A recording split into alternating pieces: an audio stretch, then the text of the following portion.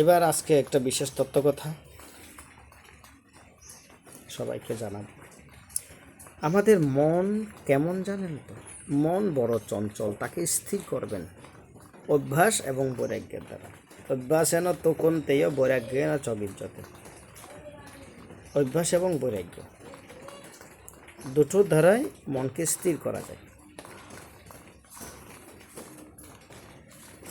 আচ্ছা, মনকে যদি স্থির করে কতক্ষণের মধ্যে ভগবানকে দর্শন পাবে, সে পরমাত্মার আলোর সন্ধান পাবে।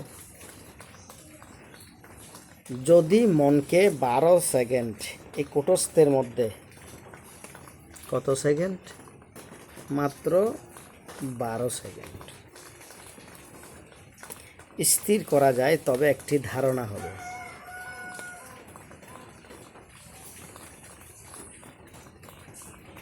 এইরূপ 12টি ধারণায় 12টি ধারণা একটি ধ্যান হবে।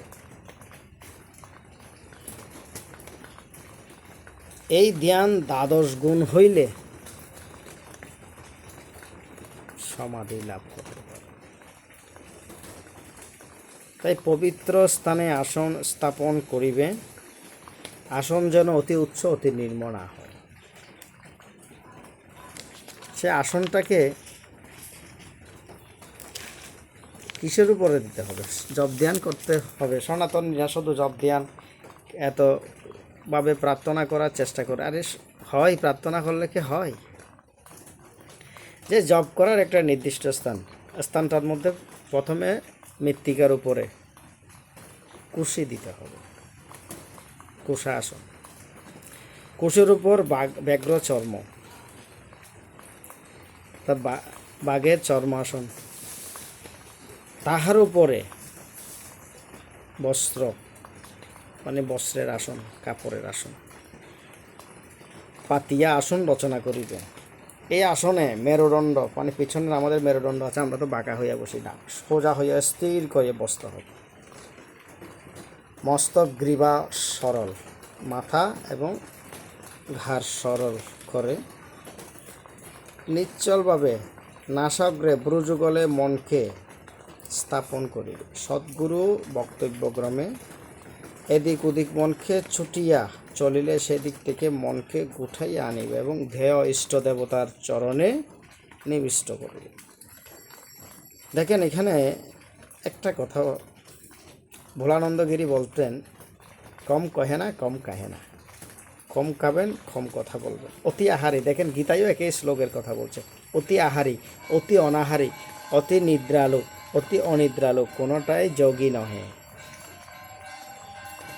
তাইলে যুক্ত আহার ও বিহারস্য যুক্ত চেষ্টস্য ভাবনা। আমাদেরকে পরিমিত আহার, পরিমিত জপ, পরিমিত ধ্যান, পরিমিত ঘুম, সব কিছু একটা সিস্টেমের মধ্যে আসতে হবে। তবেই তো সেই মনটাকে ভগবানের চরণে আমরা আত্মসমর্পণ করতে পারব।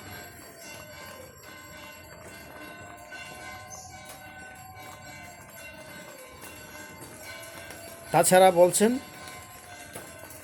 বিভিন্ন ব্রতাদি, জন্মাষ্টমী, শিবরাত্রি, রাধাষ্টমী,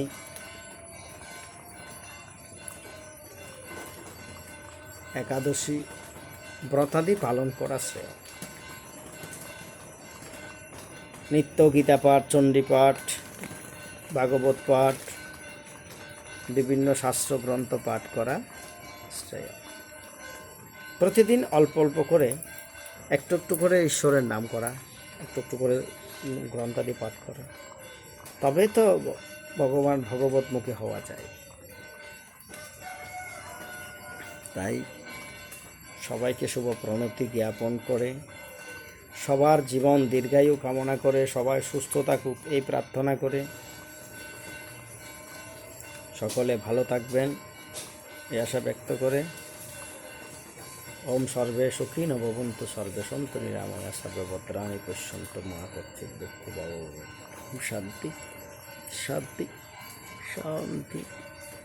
সকলকে শুভ প্রণাম, শুভ প্রণাম, শুভ প্রণাম।